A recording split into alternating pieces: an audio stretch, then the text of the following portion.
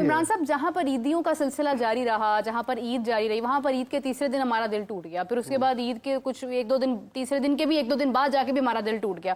Complete ہم لوگ flop ہو گئے او ڈی آئی کے اندر. اور یہ پہلی بار نہیں ہوا, یہ تو ہمارا سلسلہ تب سے چل رہا ہے جب ہم نے یہ سمجھا تھا کہ Pakistan team O D I کی فیوریٹ ہو گئی ہے.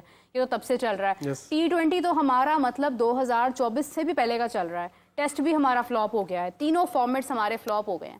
پی ایس ایل کس بنیاد پر دیکھیں گے لوگ؟ ہاں یہ بہت ایک ویلڈ کوسچن ہے. میں تھوڑا سا ابتدائیے میں بالکل بالکل آپ جائیں, ابتدائیے میں جائیں. دیکھیے بات یہ ہے کہ میں نے کیونکہ عید کی چھٹیاں تھیں اور ہم نہیں لوگوں کو بتا سکے جس طرح سے پاکستان کی ٹیم کی پرفارمنس رہی ہے نیوزی لینڈ کے اندر, میں سمجھتا ہوں کہ اب نا ایک ہوتا نا کہ آپ وینٹیلیٹر پر ہوتے ہیں, اب وینٹیلیٹر سے بھی پائپ اتر چکا ہے. اب انہوں نے کہا ڈیڈ باڈی اٹھائیں اور جائیں. یہ اٹھانے کو تیار نہیں ہے. اور جس سائنسدان کی وجہ سے ہوئی ہے, اس سائنسدان کے اندر غیا نام کی کوئی چیز ہو نا, غین نام کی کوئی چیز ہو, آپ نے کہہ دیا ہے, تو وہ یہ ثابت کرے کہ وہ کس طرح سے تجربے کرتا رہا, کیا ٹیم سمجھ کے کرتا رہا. کیا یہ کوئی شخبرے کی ٹیم ہے, کیا مریدگے کی ٹیم ہے جس میں دل کرے جہاں سے دل چاہے آپ لڑکے کھلانے شروع کر دیں. میرے حساب سے آج تک میں نے اتنے لڑکوں کو ایک کوچ کے اندر ڈیبیو کرتے ہوئے نہیں دیکھا جس طرح سے عاقب جاوید صاحب نے یہ کیا ہے. اور کیا انہیں کبھی کوئی پوچھ پائے گا؟ اور جو ان کو لے کے آئے تھے کیا ان کو کبھی کوئی پوچھ پائے گا؟ کبھی نہیں پوچھ پائے گا, کیونکہ انہوں نے جن کے کہنے پہ اپنا ٹائم گزارا اور جو ان کو رکھے یہاں پر اس ضد کے اوپر کہ یہ کچھ کر دکھائیں گے, یہ کچھ کر دکھائیں گے. بھائی جان جو سب سے نکما بچہ ہوتا ہے نا گھر کا, وہ کچھ نہیں کر کے دکھاتا. اب اس کی سب سے بڑی ریزن کیا ہے؟ ہم بہت بولے ہیں کہ پاکستان ٹیم کی پرفارمنس ایسی ہے, پلیئر ایسے ہیں. اصل میں آپ کے جتنے پلیئر ڈیبیو آپ نے کروائے اور جو فلاپ ہوئے وہ اتنے جوگے تھے ہی نہیں. آپ صرف اپنے دل کو تسلی دے رہے تھے کہ ہاں یار میں کسی کو تکے لگاتے ہیں نا آپ, چلو کوئی تو چل جائے گا, کوئی تو چل جائے گا.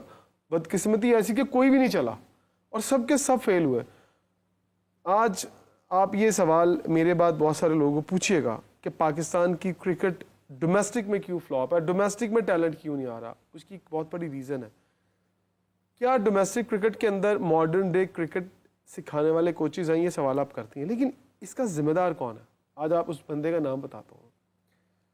فرحت عباس صاحب جو کوچنگ ایجوکیشن ڈپارٹمنٹ کے انچارج ہیں, جو مینیجر ہیں, جو NCA کے اندر بیٹھتے ہیں, ذرا ان کی کوالیفیکیشن نکلوائی جائے, ان کا کرائٹیریا پوچھا جائے کہ انہوں نے ماڈرن ڈے کرکٹ کے اندر کتنے ایسے کورسز کیے ہیں یا کتنی ایسی اسائنمنٹس کی ہیں کہ وہ آنے والے کوچز کو ٹرین کرے. بدقسمتی سے پچھلے 1.5-2 سال سے وہی شخص آپ کے ملک کے اندر کوچز کو اپوائنٹ بھی کرتا ہے اور کوچز کو ٹرین بھی کرتا ہے. شاید اپوائنٹ نہ کرتا کہ ٹرین وہی کرتا ہے, سلیکٹ وہی کرتا ہے کہ ہاں میرب کو کوچنگ کورس کروانا ہے, عمران سہیل کو کوچنگ کورس کروانا ہے اور ان کو اسائنمنٹ دینی ہے, بھیج دینا کہ چاہیں جی آپ لیول 1 اور لیول 2 کر کے ہیں. جب اس کرائٹیریا کا بندہ آپ کے اس جگہ پر امپورٹنٹ جگہ پر بیٹھا ہوا ہے جس نے جا کے آپ کی آنے والی نسل کو ٹرین کرنا ہے, وہی ٹھیک نہیں ہے. دوسری بات کہ کیا شاہد اسلم صاحب جن کے پاس 20-25 سال کا ایکسپیرینس ہے کوچنگ ایجوکیشن مینیجر کا, ان کو آپ نے لگا دیا ہے وہاں پر جا کے ناکنگ کروانے کے لیے, بابر اعظم کی پلیں ٹھیک کراؤ, اس کی ڈرائیو ٹھیک کراؤ. جب آپ الٹا سیدھا کریں گے تو آپ کی ٹیم بھی الٹا سیدھا ہوگی, پھر آپ کی ٹیم سے خیر کی توقع نہیں ہو سکتی. تو یہ قصور جو کھیلنے آئے ہیں ان کا نہیں ہے, جو ان کو کھلا رہے ہیں اور جو سسٹم میں ڈال رہے ہیں یہ سارے کا سارا قصور ان کا. عمران صاحب, سیٹھی صاحب سے میں نے جب بات کی نا اس کے اوپر, انہوں نے کوچنگ کے اوپر سوال اٹھایا. انہوں نے کہا کہ آپ کا کوچنگ کا معیار کیا ہے؟ ویسے وہ ہمیشہ سے رہے بھی انٹرنیشنل کوچز کے حق میں ہیں. انہوں نے جو ماحول, جو ایٹماسفیئر, جو سکلز وہاں پر دیکھے ہیں, انہیں لگتا ہے کہ شاید یہاں پر نہیں ہے, اور اگر انٹرنیشنل کوچز یہاں پر آتے ہیں تو وہ ایک اچھا انوائرمنٹ پیدا ہو سکتا ہے. امپائرز ہم بھول جاتے ہیں. ہم نے علیم ڈار صاحب جن کو ہم نے سلیکشن کمیٹی کا حصہ بنایا ہوا ہے, ان کا بیسک کام تو یہ ہے کہ وہ امپائرز تیار کریں. ہمیں امپائرز کی ضرورت ہے. ہمیں وہ امپائرز نہیں چاہیے جو 5-6 ہزار روپے کے اوپر جو ہے وہ کسی کو آؤٹ اور ناٹ آؤٹ دے دیں. میں بہت بڑی بات کر رہی ہوں, مجھے نہیں پتا, میں ایک ایگزامپل دے رہی ہوں. آپ نے پیسے زیادہ بتا دیے. چلے وہ خیر دیکھیں, پروگرام کا بھی لاج رکھنی ہے نا ذرا. تو وہ یہ ہے کہ ہاں, تو وہ یہ ہے کہ آپ نے اس قسم کے ڈیسیژنز آپ دے دیں اگر, پھر اس کے بعد یہ ہے کہ کھلاڑی صرف اور صرف اسی جگہ کے ایکسپرٹ بن جاتے ہیں. وہاں سے جیسے ہی وہ باہر آتے ہیں تو وہ ہماری ساری کرکٹ جو ہے وہ آپ سمجھ لیں کہ بیمار پڑ جاتی ہے. تو آپ کا آوے کا آوا ہی بگڑا ہوا ہے, اور آپ کا ڈومیسٹک ریجنز, آپ کی امپائرنگ, آپ کی کوچنگ, آپ کے کھلاڑیوں کا مائنڈ سیٹ, ڈومیسٹک پورے کا مائنڈ سیٹ, आपकी डोमेस्टिक के अंदर एक कैपेबल बंदा नहीं है, एक भी कैपेबल बंदा आ जाए तो मुझे लगता है हालात बहुत बेहतर हो सकते हैं। देखें, जिस बंदे ने सारी ज़िंदगी अंपायरिंग की, अलीम डार साहब, उन्होंने अच्छी भली इज़्ज़त बनाई थी। आपने उन्हें प्रेशर के साथ या किसी और वजह से उनको डाल दिया सिलेक्शन कमेटी में, और जितनी उन्होंने इज़्ज़त कमाई थी उससे ज़्यादा उन्होंने अपने खाते में ज़िल्लत डाल ली। मतलब मैं यही कहूँगा ना, जब टीम हार रही है तो लोग बुरा भला किसको कह रहे हैं? सेलेक्टर्स को, मैनेजमेंट को, और वो अब उनकी तरफ से कोई जवाब नहीं आ रहा। अब अंपायरिंग की बात कर लें, कल ही मैं एक इवेंट पे था, वेटरन नेशनल वेटरन चैंपियनशिप होती है, मैं बैठा हुआ था, तो पाकिस्तान की जो इंटरनेशनल अंपायर्स वहाँ पर बैठे हुए थे 2-3, मैंने वैसे ही एक अंपायर से बात की, मैंने कहा आज कल आप नज़र नहीं आ रहे, आप किधर हैं? तो उन्होंने ना बड़ा मासूमाना सा जवाब दिया, उन्होंने कहा ये ना अल्लाह की बांट है, अल्लाह जिसको दे और उसको उतना ही रिज़्क मिलता है। मैंने कहा फिर आपको तो यहाँ भी नहीं आना चाहिए था, तो आप यहाँ भी अंपायरिंग ना करते। मैंने कहा आप सही बात बताएं। उन्होंने फिर मुझे, मैं उनका नाम नहीं ले रहा, उन्होंने मुझे दबे अल्फाज में कहा कि जिसके पीछे जितनी बड़ी सिफारिश और जितना बड़ा डंडा, वो उतने ही अच्छे लेवल पर आकर अंपायर लग जाता है। मोस्ट सीनियर अंपायर इस वक्त डोमेस्टिक में खज्जल हो रहे हैं, लेकिन उनको इंटरनेशनल एक्सपोजर नहीं दिया जा रहा।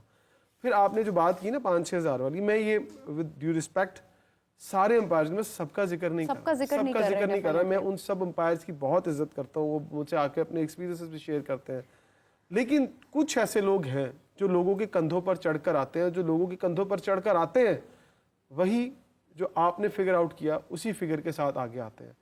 और फिर ये कितना बड़ा क्राइम है कि आपने जो फिगर बताया उस फिगर के ऊपर अगर कोई बंदा सेंचुरी कर जाता है, कोई बंदा 5 आउट कर जाता है, अगर कोई रीजन जीत जाता है, तो उसका असर उस टूर्नामेंट पे नहीं पड़ रहा। वो तो चलो एक टीम को या एक प्लेयर को फायदा हो रहा है, लेकिन मेरे उसका नुकसान क्या हो रहा है कि आपका जो बुरा तरीन स्टफ है वो आपकी नेशनल टीम के अंदर आता है, टीम में आ जाता है।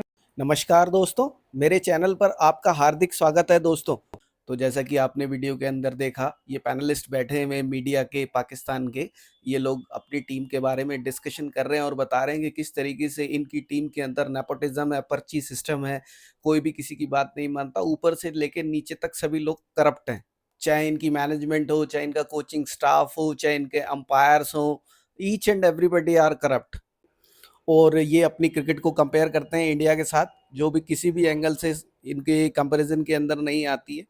और दोस्तों अभी इनका टूर्नामेंट स्टार्ट होने वाला है, वो भी एक फ्लॉप शो होने वाला है, क्योंकि इनकी एक फ्रेंचाइजी है, उसके ऑनर ने कल एक पॉडकास्ट के अंदर खुद इटसेल्फ ये बात बोल दी है कि वो टूर्नामेंट से खुश नहीं है, पीसीबी से खुश नहीं है। तो दोस्तों वीडियो कैसा लगा कमेंट बॉक्स में जरूर बताएं, मेरे चैनल को सब्सक्राइब करें, लाइक करें।